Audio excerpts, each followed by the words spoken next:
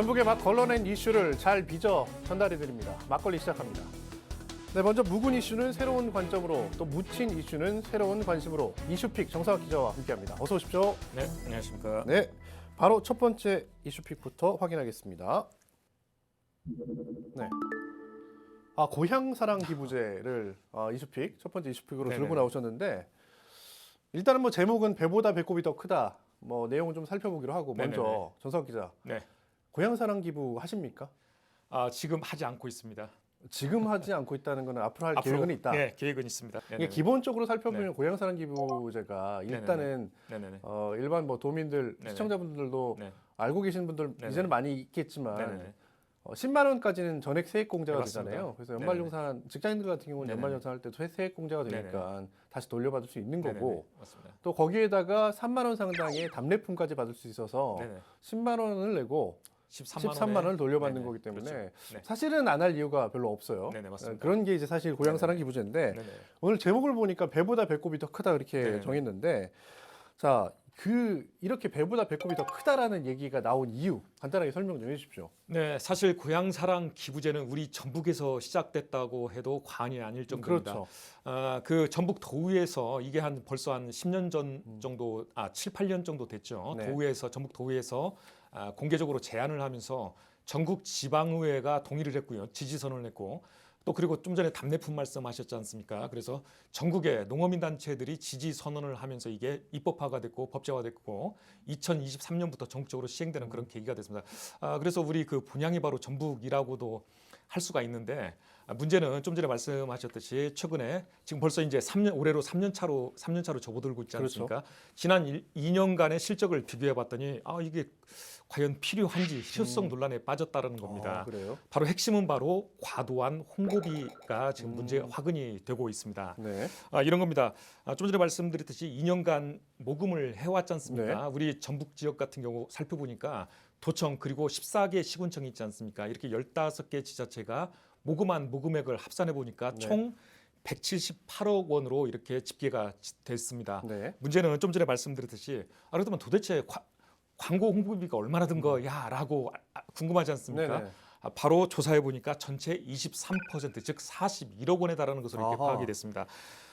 도청은 좀 더 심각한데요. 전체 모금액이 6억 9천만 원인데 무려 홍보비로 지출된 게 78%에 달하는 것으로 나타났습니다. 즉 주객이 전도된 거 아니냐 이런 지적이 나오고 있는 겁니다. 사실 뭐 일면 이해가 되는 부분도 없지 않아 네네네. 있긴 있습니다. 네네네. 왜냐하면 이 고향사랑 기부제가 네네네. 전국의 모든 지자체가 네네네. 사실은 경쟁하는 거잖아요. 네, 맞습니다. 내가 사는 곳 말고 네네네. 전국의 어느 지자체에도 기부할 네네. 수 있기 때문에 서로 네네. 사실 홍보 경제 전쟁을 관계죠. 치르고 있다고 네네. 해도 과언이 아닐 네, 정도인데, 맞습니다. 뭐 일면 네네. 이해는 합니다만, 네. 다만 이제 지자체들은 이제 모금 규모는 상대적으로 네네네. 적은데 아직까지는 네네네. 홍보비나 특히 네네네. 또 정부에 내는 분담금 같은 네네네. 고정 비용 때문에 허리가 휠 지경이다. 이제 그런 네네네. 사실은 어려움을 토로하고 있잖아요. 네, 맞습니다. 좀 전에 말씀드렸듯이 오히려 모금액보다도 지출액이 거의 4분의 1, 지출액이 4분의 1 정도 되다 보니까 그 금액 실제로 조성돼서 지금 활용할 수 있는 기금은 굉장히 적은 수준입니다. 이렇다 보니까 지역 발전이라든가 주민 복리 사업이라든가 이런 기금 사업을 지금쯤이면 2년이 지나고 3년 차에 접어들었으니 네. 시행을 해야 하는데 아직 구상도 못하고 있는 상황입니다. 가장 큰 문제점이 바로 좀 전에 말씀하셨던 과도한 홍보비인데, 도대체 과도한 홍보비가 왜 지출이 되는지, 좀 전에 전국 지자체 간의 경쟁이 벌어지고 있다는 거지 않습니까? 네. 그 외에 또 중요한 문제가 있습니다. 바로 그 광고비가 많이 지출되는 신문이나 방송 등에 대한 그런 매체들을 활용한 광고들만 허용이 되고 있고요. 예. 상대적으로 그 저비용 구조인 SNS라든가 문자 메시지라든가 이런 것들을 활용한 광고는 예를 들어서 분기당 2회로 제한한다라든가 이런 것들을 규제하고 있습니다. 이유는 이런 겁니다. 지자체가 국민들한테 모금을 강제하는 것처럼 비춰질 소지가 있다라고 해서 현재까지는 규제가 되고 있는 겁니다. 그리고 또 하나 문제가 있는데요. 모금 전용 사이트라고 해서 고향사랑 이음이라는 게 있습니다. 네, 바로 있죠. 그 전용 사이트인데, 이거 우리보다 먼저 한 20년 전 정도 앞서서 이런 제도를 도입했던 일본 같은 경우 현재 모금 사이트들이 민간 기업까지 다 풀려 있는 상황인데, 네. 우리 같은 경우는 정부에서 운영하는 행정안전부가 운영하는 고향사랑 이음이라는 이 단일 창구로 네. 유지가 되고 있는데, 이렇다 보니까 문제가 있습니다. 연간 그 운영비가 36억 정도인데 전액 100% 지자체 부담으로 현재 부과가 네. 되고 있는 상황입니다. 따라서 저비용 광고 기법을 네. 활용할 수 있는 그 광고 홍보에 대한 규제들을 좀 더 유연하게 풀어줄 필요가 있지 않느냐 이런 지적이 나오고요. 좀 전에 말씀드렸던 모금 사이트 네. 민간에 개방한다라든가 운영비 자체를 국가에서 부담하는 차원으로 돌리는 방식 이런 것들도 검토해볼 필요가 있다는 지적들이 나오고 있습니다. 이게 아직까지는 우리가 네. 사실 애양심에 기댄 마케팅만 하고 있잖아요. 네네네, 우리 맞습니다. 고향에 기부해 주세요. 네네. 그리고 출향민들 상대로 네네네. 고향을 기부제 네네. 동참하게끔 유도한다든지. 네네네. 근데 좀 벗어나야 되지 않을까요? 네, 맞습니다.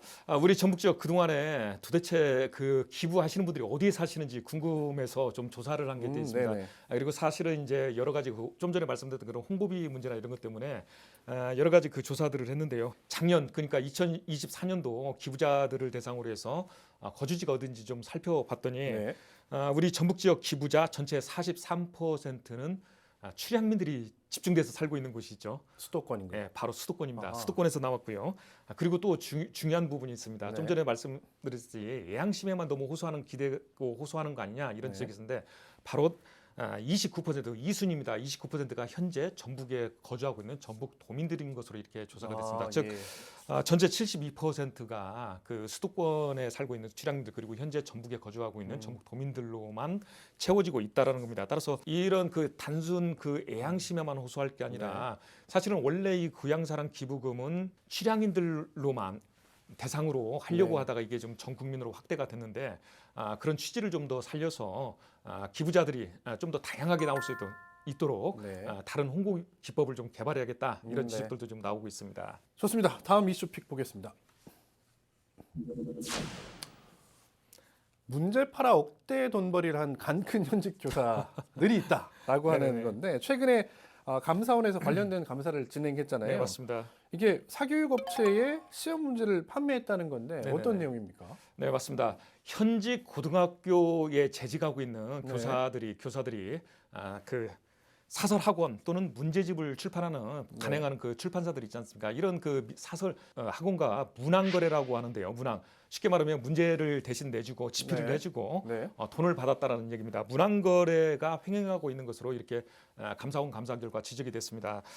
실제로 뭐 작년에도 감사원 감사가 일부 있었고요. 네. 경찰에서도 조사해 보니까 그때 당시도 한 120여 명이 적발이 된 사례가 있었는데요. 이번에 감사원이 그래서 기획 감사를 한 겁니다. 네. 중요한 부분은 여기서 6대 광역시만 했습니다. 사교육 시장 열기가 뜨겁다라고 지적되는 서울이라든가 인천, 광주, 네. 부산 같은 대도시 그러니까 6대 광역시만 중심으로 해서 특정 감사를 했는데요. 이 과정에서 교원, 현직 교사 249명이 추가로 네네. 적발된 겁니다. 그러면 네네네. 궁금한 게 네네. 어찌됐든 문제를 팔아서 네네네. 돈을 벌었다는 건데 네네네. 이 수익의 규모가 어느 네. 정도가 되는 겁니까? 놀랄 노짜인데요. 총 지금 감사원에서 확인한 것만도 무려 213억 원대에 달하는 거로 213억이요? 예, 네. 추산이 됐고 1인당 평균으로 환산해 보니까 네. 8,500만 원 정도씩 어허. 챙겨간 것으로 집계가 됐습니다. 네. 문제는 이분들이 수능 출제위원이거나 네네. EBS 교재 출제위원으로 활동한 아. 전력이 있거나 현재도 활동하고 있는 사람들이라는 겁니다. 그러니까 그런 전력이 있기 때문에 네네네. 사교육 업체에서도 예. 이런 사실은 거래를 요구한 거겠죠. 맞습니다. 그래서 접촉이 성사가 됐던 걸로 이렇게 지금 파악이 되고 있고요. 그래서 좀 전에 이렇게 213억 원대 도대체 어디로 흘러간 거야라고 네. 해서 감사원이 또 좀 굉장히 디테일하게 조사를 한 것 같습니다. 감사를 한 것 같은데 그 문제 이번에 적발됐던 분들의 그 재직하고 있는 학교 소재지를 기준으로 좀 나눠봤더니요. 네.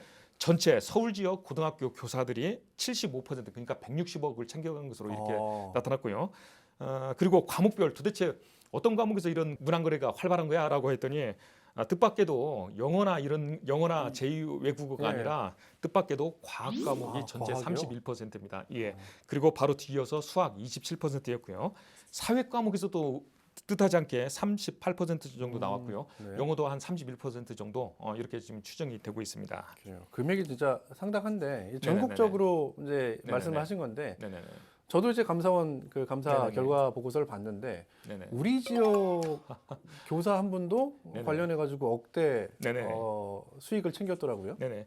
좀 전에 그 과학 분야에서 그 문항거래가 가장 횡행하는 네. 걸로 조사됐다라고 말씀을 드렸는데 바로 우리 지역에서도 물리 과목을 담당하고 네네네. 있는 교사가 적발이 됐는데요.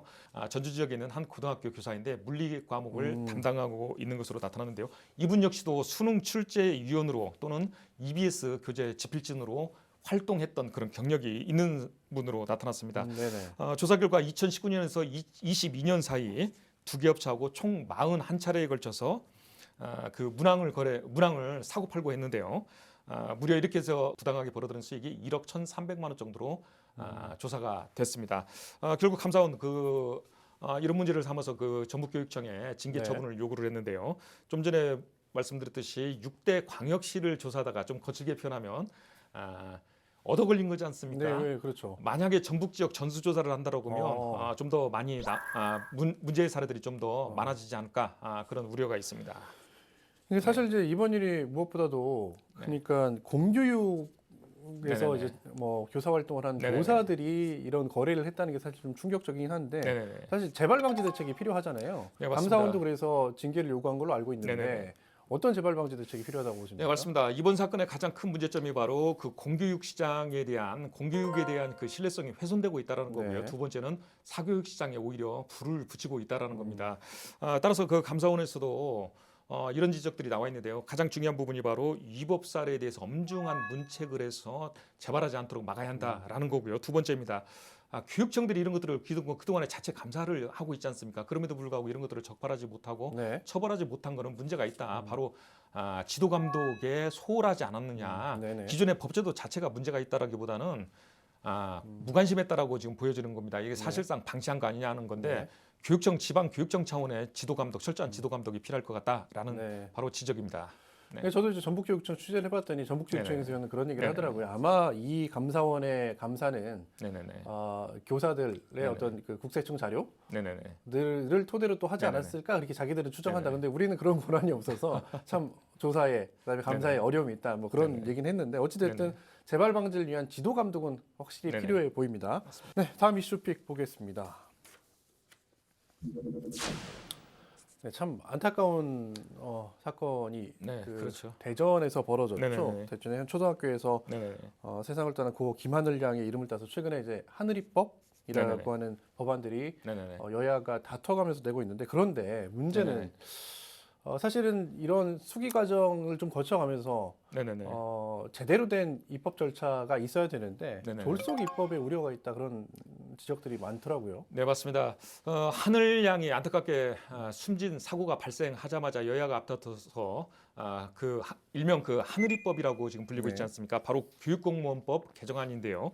무려 10억 건이 발의가 됐고요. 우리 전북 지역에 지역구를 두고 있는 윤준병 또 의원이 있지 않습니까? 윤준병 의원 역시 우리 전북을 대표해서 또 교육공무원법 개정안을 발의한 상태입니다. 그래서 더더욱 주목받는데요. 이런 도대체 왜 이런 법안들이 지금 논란이 되고 있는 거야라고 할 건데 법안의 그 내용을 좀 살펴보면 그런 문제점들이 좀 허점이 좀 보이고 있는 것 같습니다. 네. 바로 골자는 크게 이제 세 가지 정도로 요약이 되는데요. 첫 번째는 교직원 임용 단계부터 정신 건강 상태를 진단받도록 하자라는 네네. 거고요. 두 번째는 바로 수시로 교직원 정신건강 감정을 의무화해가지고 수시로 받도록 하자라는 네. 거고요. 또 하나가 있습니다. 전국 시도교육청에 질환재활센터, 가칭 질환재활센터라는 걸 설립을 해서 네. 교직원들의 좀 전에 말씀했지 않습니까? 그런 건강검진, 정신건강검진을 정례화할 수 있도록 전담하게 맡기고요. 또 재활치료도 돕도록 하자. 취지 자체는 좀 좋을 수밖에 없는데 문제가 있습니다. 일선 교사들 바로 졸속 입법 아니냐? 라는 지적들이 나오고 있는데 법 개정에서 앞서서 사회적 공론화가 좀 충분히 필요한데 네네네. 그런 과정 없이 급작스레 급조된 거 아니냐 네. 이런 지적들이 가장 크고 있습니다. 그러니까 이제 일이 터지고 나서는 네네네. 뭐랄까 조금 네. 다들 이제 자숙하는 분위기였다가 네네네. 입법안들이 계속 나오면서 교원 단체에서는 꽤나 네네네. 좀 아주 예민하게 반응을 네네. 하는 것 같습니다. 교원 네네. 단체들 입장은 좀 어떻습니까? 네, 맞습니다. 우리 전북 지역의 전북 교사노조가 긴급히 현직 교사 265명을 대상으로 설문 조사를 했는데요. 네. 그 결과가 바로 전체 응답자의 95%가 무려 문제에 좀 전에 말씀드렸던 그런 논란의 교육공무원법 개정안에 대해서 반대한다는 그런 입장을 표했습니다. 바로 그 거부감을 피한 이유가 바로 이런 겁니다. 좀 전에 말씀드렸듯이 공론화 과정이 너무 허술했다, 네. 적었다는 거고요. 그래서 오히려 역효과만 불러오는 거 아니냐 하는 건데요. 바로 이런 겁니다. 좀 전에 말씀드렸듯이 교직원 정신감정을 임용 단계 또는 수시로 네네네. 현직 재직 과정에서도 재직 도중에도 수시로 좀 해야 하는 거 아니냐 이런 그 입법 내용들이 지금 담겨져 있는데 바로 교직원들을 잠재적 범죄자로 낙인 찍을 우려가 있다라는 거고요. 또 하나 진짜 만약에 질환자일 경우 네. 이런 것 때문에 면직 처분되는 거 아니냐 해서 우려해서 오히려 정신 질환이 있음에도 불구하고 이런 것들을 숨길 아하. 의도가 숨길 수 네. 있는 사례들이 많이 쏟아질 것 같다. 그래서 실효성 문제가 오히려 없을 것 같다라는 지적들도 있고요. 또 하나 가장 큰 현직 교사들이 가장 크게 우려하는 부분이 있습니다. 바로 이런 제도를 악용하는 사례들이 쏟아지지 않을까 우려하는 네네. 겁니다. 좀 전에 말씀드렸듯이 교사들이 스스로 내가 문제가 있으니 건강 검진을 받고 그만 그 면직 그러니까 직에서 일단 교직에서 일단 한 발 물러서 있겠다라고 하는 사례들도 나오겠는데 거꾸로 교사 사제지간의 갈등 문제 요즘에 좀 문제가 되고 있지 않습니까? 그러니까 마음에 안 드는 교사 찍어가지고 맞습니다. 문제가 있는 거 이럴 경우 아니야라고 할 수 있다는 학생이라든가 거잖아요. 학생들이라든가 학부모들이 이런 제도를 악용해서 오히려 교사들의 면직 처분을 강제할 소지가 다분하다라는 겁니다. 따라서 이런 부분에 대한 보완 대책이 없이 지금 현행대로 이렇게 해서 그 가결을 시켜버린다라고 하면 부작용이 속출하지 않을까 이런 우려의 목소리가 커지고 있는 상황입니다. 사실 이제 우리 사회에서 네네네. 절대 일어나서는 안 될 일이 벌어졌고 아주 네네네. 충격적인 사건이잖아요. 그래서 네네, 이런 맞습니다. 법안들이 네네. 앞다퉈 나오고 있긴 네네. 한데 사실 심도 있는 논의가 필요하다라고 하는 거잖아요. 네네네. 정 기자 어떤 논의들부터 시작해야 된다고 보십니까? 네, 사실 이번 사고 터지면서 우려의 목소리가 컸던 게 바로 아이들에게 가장 안전해야 할 곳이 바로 그 학교라고 하지 않습니까? 네. 흔히 그러는데 가장 위험한 곳이 바로 학교가 돼버렸다. 이런 탄식들이 지금 나오고 있는데 좀 전에 사실 저도 이제 그 우리 전북 지역 교사들 네. 설문조사 결과가 나왔지 않습니까? 저도 상당히 공감되는 부분인데 이게 사건이 터지자마자 갑자기 충분한 공론화 과정도 없이 입법부터 추진되고 있다라는 게 저도 이제 좀 이 부분에 문제화 되고 있다라고 보는데 네. 과연 실효성이 있을까, 역효과가 발생하지 않을까 이런 부분들이 걱정인데 일단은 입법 취지는 알겠는데 실효성을 확보하는 게 가장 중요하다라고 보고요. 그렇다라고 보면은 각계에서 활동하는 사람들이 여러 가지 문제점들을 지금 가지고 있지 않습니까?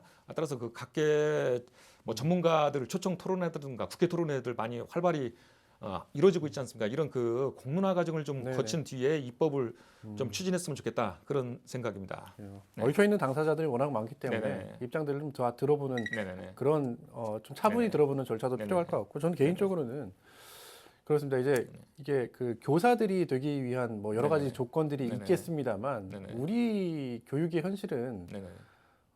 수능 잘 봐서 네네. 줄 세운 다음에 네네. 그 수능 점수 잘 받은 사람이 교사가 되는 꼴이잖아요. 사실은 네네. 어떻게 보면 네네. 아주 극단적으로 비판을 하자고 네네. 하면 이런 사실 시스템에 대한 어떤 전환, 교육 혁신. 네 필요하지 않을까 그런 네네. 생각도 들어봅니다. 알겠습니다. 20픽 여기까지 듣죠. 정석 기자 수고했습니다.